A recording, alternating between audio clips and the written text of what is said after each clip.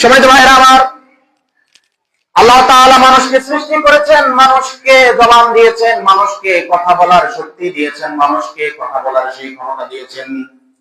আল্লাহ তাআলা সূরা আর-রহমানের মধ্যে বলছেন, আর-রহমান আল্লামাল কুরআন খালাকাল ইনসানা আল্লামাহুল বায়ান। সুবহানাল্লাহ বলেন।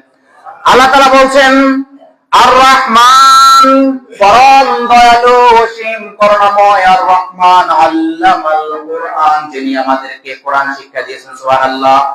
খালাকাল ইনসান, যিনি মানুষকে সৃষ্টি করেছেন, যিনি মানব জাতিকে সৃষ্টি করেছেন, আল্লামাহুল বায়ান, এবং মানুষকে কথা বলার সেই শক্তি দিয়েছেন। সুবহানাল্লাহ।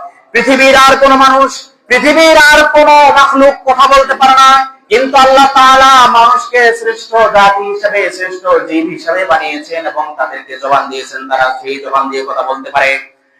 কিন্তু মানুষ যেহেতু জবান সম্পন্ন, মানুষ যেহেতু বাক শক্তি সম্পন্ন হায়াওয়ানে নাতিক, যাদের কথা বলার সামর্থ্য রয়েছে, আল্লাহ তাআলা কিন্তু আপনাকে সবকিছু বলার জন্য সেই সুযোগ দেন নাই। সুবহানাল্লাহ বলেন। আমার আপনার মনে যা কিছু মন চাইলো, যা আমার মুখে দিয়ে আসলো, যা আমার বলতে ইচ্ছা করলো, আমি বলে ফেললাম না। সম্মানিত হাজিরিন, এরকম কোনো সুযোগ নেই। পৃথিবীতে এমন অনেক কথা রয়েছে, যেই কথাগুলো গালি, যে কথাগুলো অশ্লীল কথা, কিন্তু এই কথাগুলো আল্লাহ তাআলা আপনাকে জবান দিয়েছেন, তার মানে এই নয় যে আপনি ওই গালিও ব্যবহার করবেন। নাউজুবিল্লাহ। কি করা যাবে? যাবে? যাবে না। বাছাইকৃত কথা বলতে হবে। মুমিন সবসময় কেমন কথা বলবে? বাছাইকৃত কথা, যাচাই বাছাই করে কথা বলবে।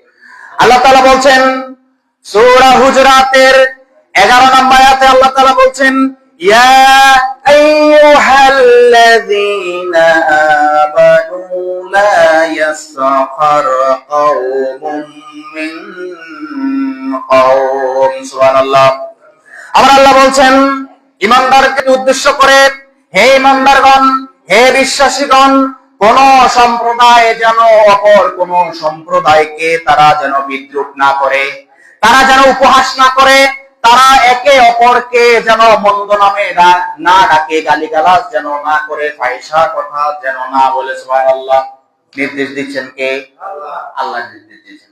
কে কে বলেন?